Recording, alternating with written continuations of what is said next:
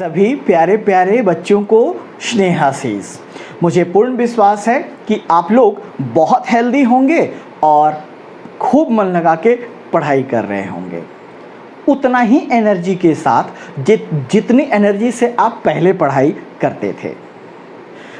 हम अपने ज़िंदगी के गाड़ी के पहिए को कम नहीं होने देंगे, उसके स्पीड को, है ना, क्योंकि जो ये ज़िंदगी की गाड़ी का पहिया है इसको चलते जाना है। हो सकता है कहीं आपको बहुत ही साफ सुथरा सड़क मिले, हो सकता है कहीं उबड़ खाबड़ मिले, कहीं पे हम लोग को ज़िंदगी के गाड़ी को के स्पीड को कम करना होता है, कहीं ज़्यादा करना होता है। तो मैं यहाँ पे किसी सड़क की बात नहीं कर रहा हूँ बेटे, मैं यहाँ पे ज़िंदगी के गाड़ी की बात कर रहा हूँ। कहने का मतलब सोच पॉजिटिव रखनी है, निगेटिव लोगों से दूर रहना है, कोसों दूर रहना है, क्योंकि आपको अभी बहुत आगे जाना है। बहुत अच्छे अच्छे कैरियर्स आपका बेसब्री से इंतजार कर रहे हैं। आप ही तो भारत के भविष्य हैं, आप ही में तो हम नए भारत को देख रहे हैं। तो आपके एनर्जी को बना के रखना है। पिछले सेशन में हमने देखा था oogenesis, यानी हमने देखा था अंडाणु का निर्माण। आपने ओवम बना लिया था, यानी फीमेल गैमीट बना लिया था, जिसको आप कई नामों से आपने जाना था, ovum, ootid, female gamete, egg. और आपने देखा था कि कैसे इंटरेस्टिंगली मियोसिस फर्स्ट होल्ड हुआ और कैसे स्पर्म की एंट्री के बाद मियोसिस 2 यानी अर्धसूत्री विभाजन द्वितीय पूर्ण हुआ था। और कितने पोलर बॉडी बने थे? 3, है ना, 3 पोलर बॉडी बने थे और एक ओवम बना था। ह्यूमन के केस में तो 2 ही बना था। आज का टॉपिक है हमारा बेटा, और उसी दिन देख रहे थे आप, ओवम हमको कह रहा था कि सर अपने स्टूडेंट को हमारा स्ट्रक्चर दिखा दीजिए। तो आज हम लोग देखेंगे ह्यूमन एग यानी मानव अंडाणु की संरचना, और आज हम लोग इसको ख़त्म करके देखेंगे स्पर्म ओवम में अंतर और स्पर्मेटोजेनेसिस और oogenesis में अंतर, यानी शुक्राणु जनन और अंडाणु जनन में अंतर। ये जब हमारा ख़त्म हो जाएगा तो अगला टॉपिक हमारा होगा मेंस्ट्रुअल साइकिल। तो आइए स्टार्ट करते हैं स्ट्रक्चर ऑफ ओवम या एग या ऊटिड या ह्यूमन एग, या सिंपली कहें तो मानव अंडाणु, है ना। चल, स्ट्रक्चर ऑफ ह्यूमन एग, आप एग कहें, ओवम कहें, ऊटिड कहें, है ना। परेशान हो गए? अच्छा छोड़ो, अब नहीं कहते। मानव अंडाणु की संरचना बहुत इजी है, समझिएगा प्लीज खूब अच्छे से, क्योंकि मेरे बच्चे सबसे अच्छे, आपको तो पता ही है ना। चलिए, सबसे पहला बेटा जी, हम जब स्पर्म और ओवम में अंतर देखेंगे ना तो ढेर सारा चीज यहीं से उठाना है हम लोग को। सो खूब ध्यान से समझिएगा। स्पर्म जो होता था वो उसका आकार लंबा होता था, जबकि अंडाणु का आकार कैसा है? गोल है। देख ही तो रहे हैं, पहला अंतर तो हो गया। अच्छा, इसके बाहर होता है कुछ सेल्स होते हैं जिसको बोला जाता है कोरोना रेडियाटा। ये कोरोना वायरस मत समझ लीजिएगा आप, है ना, ये कोरोना रेडियाटा है। आपको याद है क्या, जब आप ग्राफियन पुटिका का संरचना देख रहे थे तो चारों ओर ग्रेन्युलोसा कोशिका था? जी सर। अरे भाई, तो वही अब अपना रूप बदल लिया है और अब इसका नाम हो गया है क्या? Corona radiata. चूंकि ये रेडिएट कर रहा है ना, उभार के रूप में है ना, इसीलिए इसको कोरोना रेडियाटा बोल दिया। तो आपको जो बेटा याद रखना है वो क्या, सीरीज याद रखना है। क्या, मैं देखा हूं कि कई बार बोर्ड में ना आपको ऑप्शन दे देगा कि मानव अंडाणु के प्रत्येक झिल्लियों का सही क्रम में सजाएं। तो सबसे पहले कोरोना रेडिएटा, अच्छा उसके बाद जो आपने ये ब्लू कलर में दिया है इसको बोला जाता है जोना पेल्यूसिडा। अभी हम सब नामांकित करेंगे। आप तो जानते हैं कि मैं डायग्राम पे कितना फोकस करता हूं, क्योंकि मुझे पता है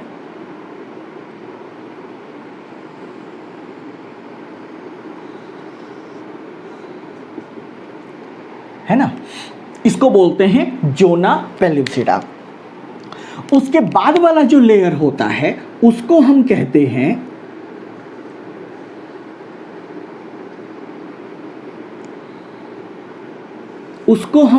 हैं प्लाज्मा मेम्ब्रेन कहिए या विटेलाइन मेम्ब्रेन कहिए। अभी मैं विटेलाइन मेम्ब्रेन की बात भी और बताऊंगा आपको, ठीक है। इसको बोलते हैं विटेलाइन मेम्ब्रेन।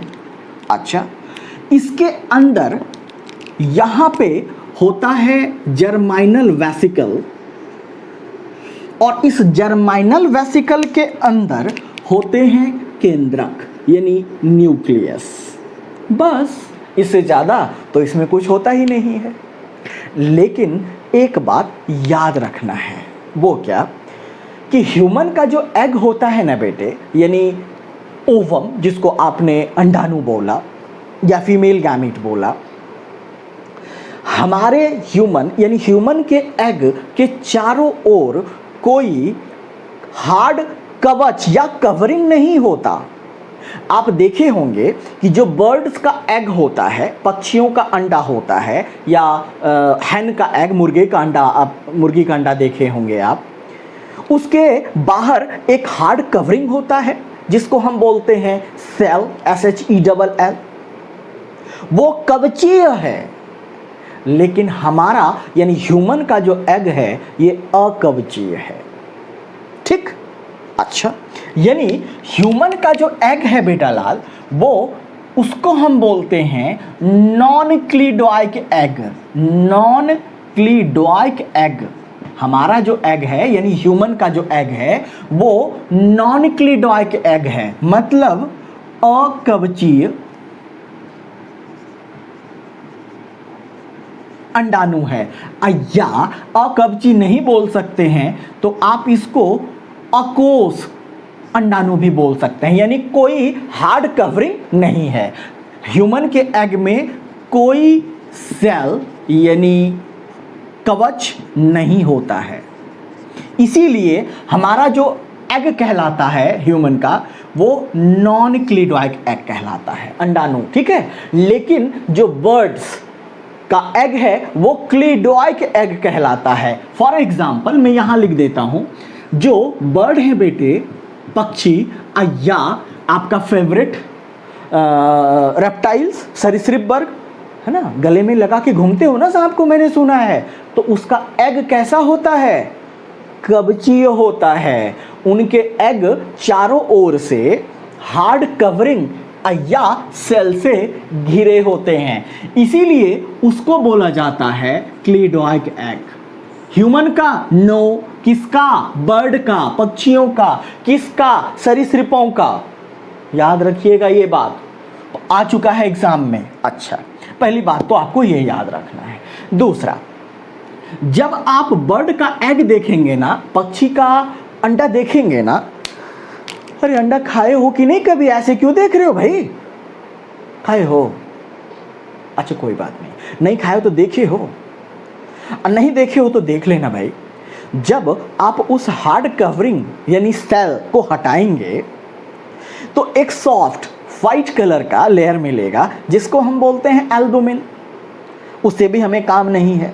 उसके अंदर जब आप जाएंगे तो एक येलो कलर का मिलेगा, उसको बोलते हैं योक, उसको बोलते हैं योक, या हिंदी में उसको बोलते हैं पीतक। वो जो पीतक है ना, वो क्या है? संचित भोज्य पदार्थ है। अब आप बोलेंगे सर क्यों, तो ह्यूमन में नहीं पाया जाता? अरे ह्यूमन के एग में क्यों पाया जाएगा पीतक? समझा करो ना बात को। जब फर्टिलाइजेशन हो जाएगा तो ये तो माँ के गर्भ में चला जाएगा, और माँ के गर्भ में प्लेसेंटा के द्वारा यानी अपरा के द्वारा खाना तो मिलेगा एम्ब्रायो को, भ्रूण को। तो इसको पीतक की जरूरत है क्या? नहीं।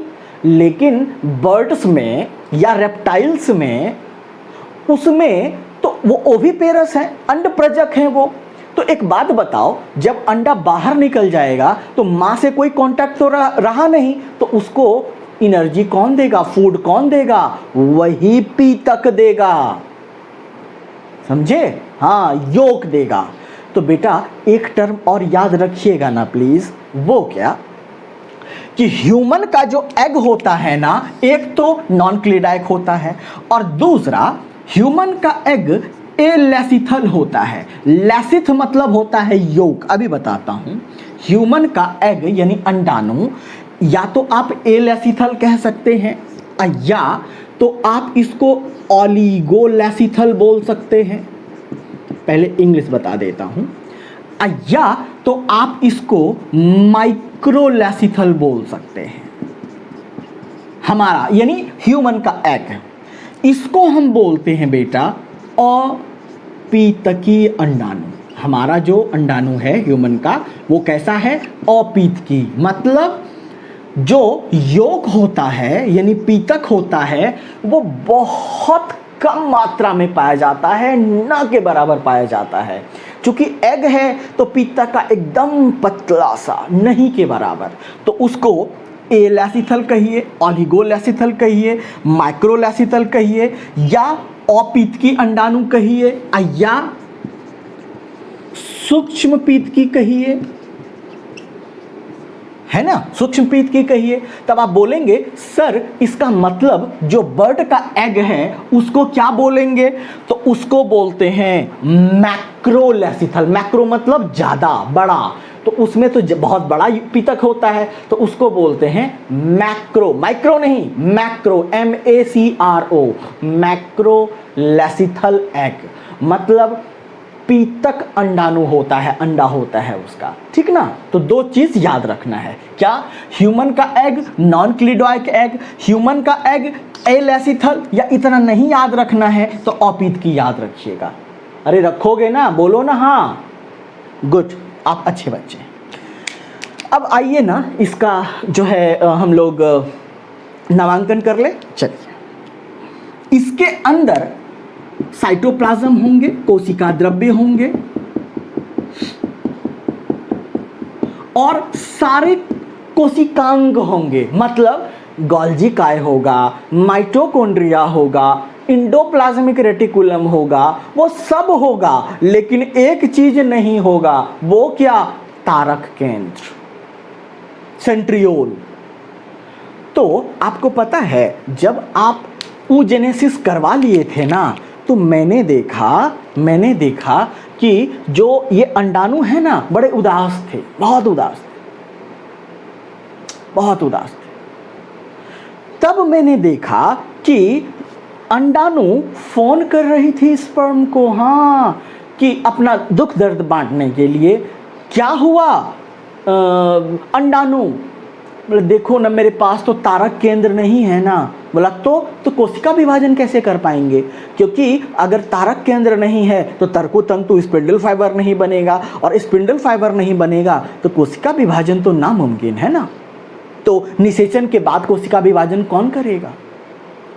तब स्पर्म कहता है, मैं सुन रहा था बात सब, बताइएगा मत किसी को। स्पर्म कहता है शुक्राणु, अरे भाई तुम चिंता क्यों करते हो? जब निषेचन होगा तो मेरे पास तो दो तारक केंद्र हैं। सर बताए तो थे, एक समीपस्थ तारक केंद्र, एक दूरस्थ तारक केंद्र, एक प्रॉक्सिमल सेंट्रियोल, एक डिस्टल सेंट्रियोल।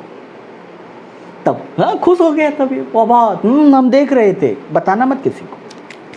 तो इसमें सेंट्रियोल नहीं होता है। समझ में आ रहा है कि नहीं? ये बात है। तो आप बोलेंगे कि सर गोल्जी बॉडी मैटर, अरे भाई तो कितना चीज बनाओगे, इतना याद रखो ना कि केवल सेंट्रियोल नहीं है, बाकी सारे कोशिकांग हैं, सेल ऑर्गेनेल्स हैं। बबुआ इसको क्या बोला? Corona radiata. हाँ, नाम थोड़ा अजीब है, लेकिन मेरे बच्चे जो इतने टैलेंटेड हैं तुरंत याद कर लेंगे, रेडियाटा। अच्छा, सबसे पहला लेयर। दूसरा जोना पेल्यूसिडा, है ना, जोना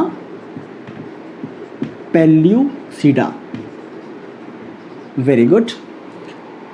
थर्ड लेयर, इसको बोला हमने, या तो आप प्लाज्मा झिल्ली बोल लीजिए,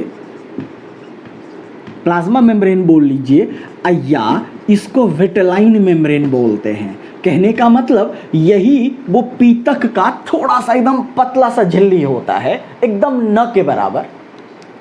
तो इसको आप या तो प्लाज्मा झिल्ली बोल लीजिए, या तो पीत की झिल्ली बोल लीजिए। ठीक, वेरी गुड। अब बेटा जी, इसके अंदर जो साइटोप्लाज्म है इसको हम क्या बोलेंगे? ऊप्लाज्म। ऊ मतलब अंडा, अंड, और प्लाज्म मतलब फ्लूइड, द्रव, तो इसको हम बोलेंगे अंडक द्रव्य। अच्छा, इसको क्या बोलेंगे? पहला न्यूक्लियस के बाहर जो स्ट्रक्चर है उसको बोलते हैं हम जर्मिनल वेसिकल। वेसिकल, अच्छा, ये कौन? केंद्रक। समझ में आया? तो ये था बेटा हमारा मानव अंडाणु की संरचना। आप अपने स्क्रीन पे देखिए ना एक बार, आप अपने स्क्रीन पे देख रहे होंगे एक कलरफुल, बड़ा ही रंगीन चित्र नजर आ रहा होगा। ये मानव अंडाणु का चित्र है। इसमें आप देख रहे होंगे कि सबसे बाहर आपको कोरोना रेडियाटा दिख रहा होगा। कोरोना रेडियाटा के बाद जोना पेल्यूसिडा दिख रहा होगा। जोना पेल्यूसिडा के बाद प्लाज्मा मेम्ब्रेन। प्लाज्मा मेम्ब्रेन के बाद सबसे लास्ट में जर्माइनल वेसिकल और न्यूक्लियस। इतना ही है ना? तो बाबू मेरा, ए बाबू सुनो ना, आपको सीरीज याद रखना है, किस झिल्ली के बाद किस झिल्ली, है ना? ये क्वेश्चन आ चुका है। आपको क्या करेगा कंफ्यूज करने के लिए? ऑप्शन में पहले दे देगा प्लाज्मा मेम्ब्रेन, फिर कोरोना रेडियाटा घुसा देगा, फिर जोना पेल्यूसिडा दे देगा। तो आपको याद रखना है, सीरीज क्रम याद रखना है आपको। सबसे बाहर कोरोना रेडियाटा, दूसरा जोना पेल्यूसिडा, तीसरा प्लाज्मा मेम्ब्रेन, और तो कोई लेयर ही नहीं है। अच्छा, एक और स्पेशल बात हम आपको बताएंगे। वो क्या बेटा? लास्ट बात, जिस ओर से, अच्छा, आप जब कभी एरोप्लेन उड़ता है, फ्लाइट आप देखते होंगे उड़ते हुए, आपको क्या लगता है कि जो पायलट होते हैं वो जिधर मर्जी उधर एरोप्लेन लेके चले जाते हैं? बिल्कुल नहीं, उनका भी राउट होता है, उनका भी बनाया हुआ प्रोग्राम होता है, ट्रैफिक होता है। जैसे ट्रेन अपने पटरी पे दौड़ती है, उसी तरह एरोप्लेन अपने रूट पे चलती है। तो आप बोलेंगे सर यहाँ एरोप्लेन क्यों बता रहे हैं आप? वो इसलिए कि यहाँ स्पर्म की जो एंट्री होती है ह्यूमन एग में, उसका भी रूट है। तो जो स्पर्म आएगा फर्टिलाइज करने के लिए, निषेचित करने के लिए, तो वो यहाँ से एंट्री करेगा, यहाँ से एंट्री करेगा, और कहीं से इंटर नहीं कर सकता है, ये रूल है। और इसके अपोजिट जो है उस एरिया को क्या कहते हैं, तो मैं बता रहा हूं। जिस भाग से शुक्राणु प्रवेश करेगा उस अक्ष को बोलते हैं प्राणी अक्ष या एनिमल पोल। एनिमल पोल या प्राणी अक्ष, ठीक, यहीं से एंट्री करेगा। आपको तो पता है कि जो एक्रोसोम अग्रपिंडक है उसमें एंजाइम्स होते हैं, याद है नाम, हायालुरोनिडेज।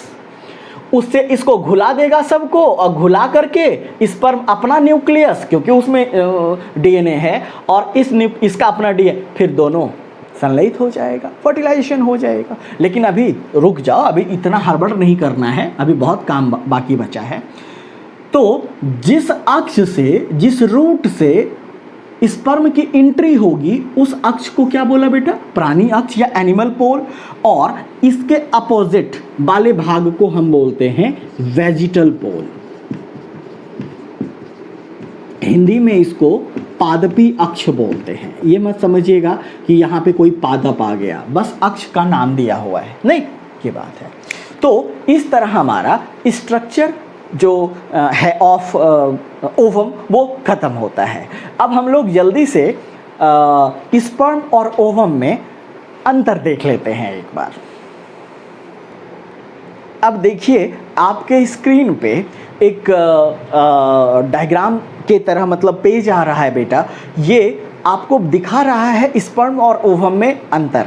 आप हमारे साथ इसको जो है समझते चलिए प्लीज़ अच्छे से। देखिए स्पर्म यह नर युग्मक है जिसको आप मेल गैमीट बोलते हैं, और अंड या अंडाणु क्या है? फीमेल गैमीट, मादा युग्मक है। अच्छा, दूसरा ये जो स्पर्म है ये टेस्टिस के अंदर उत्पन्न होते हैं, और जो ओवम है यह ओवरी के अंदर उत्पन्न होते हैं। अच्छा, शुक्राणु के परिपक्व यानी मैच्योर होने के लिए लगभग 64 से 70 दिन का समय लगता है। लेकिन जो आपने पढ़ा था oogenesis, आपको याद है ना कि जब बिटिया माँ के गर्भ में ही थी तभी से बनना शुरू हो गया था और यौवना आरंभ तक वो परिपक्व हुआ, मतलब कई वर्ष लग जाते हैं। अच्छा, आपको यह भी पता है कि एक बार जब स्पर्म निकलता है तो करोड़ों निकलता है, जबकि अंडाणु 1 महीने में एक ही बार बनता है। याद है आपको? सेकेंडरी oocyte, द्वितीयक अंडक जो बना था उसी को तो आपने अंडोत्सर्ग बोला था, ओव्यूलेशन बोला था। ओके, ये जो होता है चम्मच के आकार या भाला के आकार का होता है स्पर्म, जबकि ओवम राउंड होता है, स्फेरिकल होता है। स्पर्म का जो डायमीटर होता है वो 60 माइक्रोमीटर होता है और ओवम 100 माइक्रोमीटर होता है। स्पर्म के पास जो है फ्लैजेला कसाविका होता है, तो ये चल है यानी मोटाइल है, जबकि ओवम के पास कोई फ्लैजेला नहीं है, तो ये अचल है मतलब नॉन मोटाइल है। अच्छा, स्पर्म के पास संचयी भोजन बहुत कम मात्रा में रहता है। अरे भाई ज़रूरत नहीं है ना, माइटोकॉन्ड्रिया है तो उतना बड़ा, नेबन कर्ण जिसको आपने बोला था, तो इसको ज़रूरत नहीं है। जबकि ओवम के पास जो संचयी भोजन काफ़ी मात्रा में होता है। क्यों? क्योंकि इनके पास साइटोप्लाज्म बहुत है, कोशिका द्रव्य बहुत ज़्यादा है। अच्छा, आपको पता है कि स्पर्म का जो हेड पार्ट होता है वहाँ एक्रोजोम, जिसको आप अग्रपिंडक बोले थे, लेकिन ओवम में ऐसा कोई एक्रोजोम नहीं पाया जाता है। स्पर्म में जो साइटोप्लाज्म होता है वो नहीं के बराबर, क्योंकि आपने बोला था केवल टेल पार्ट में होता है, जबकि ओवम में कोशिका द्रव्य बहुत ही प्रचुर मात्रा में पाया जाता है। अच्छा, जो आपका स्पर्म है इसको आपने 4 भाग में विभेदित किया था। कौन कौन? याद करिए ना। पहला हेड पार्ट यानी शीर्ष भाग, दूसरा नेक पार्ट यानी ग्रीवा भाग, तीसरा मिडिल पीस यानी मध्य भाग, और चौथा पुच्छ भाग। तो 4 भाग में किया था। लेकिन ओवम में तो ऐसा कोई भाग ही नहीं है ना, इसमें तो केवल मेम्ब्रेन ही मेम्ब्रेन है। अच्छा, स्पर्म में सेंट्रियोल 2 पाए जाते हैं, तारक का या तारक केंद्र, जबकि ओवम में कोई सेंट्रियोल नहीं होता है ना। तो ये था बेटा हमारा स्पर्म और ओवम में अंतर। अच्छा, अब मेरे ख्याल आप स्पर्म और ओवम में अंतर भली भांति समझ गए होंगे, और आपको हमको लगता है याद हो गया होगा। क्यों? क्योंकि हमने इतने अच्छे से पढ़ा। बेटा जी एक बात याद रखेंगे हम हमेशा, क्या? नॉन क्लिडोइक एग, एलेसिथल यानी अपीत की या सूक्ष्म पीत की मानव अंडाणु की बात कर रहे हैं, और ओवम में तारक केंद्र सेंट्रियोल नहीं होता है। ये क्वेश्चन खूब पूछा गया है, जब हम लोग प्रैक्टिस करेंगे तो देखिएगा कितना बार पूछा गया है। चलिए अब हम लोग लास्ट अंतर देख लेते हैं, स्पर्मेटोजेनेसिस और oogenesis में अंतर। आइए देखते हैं।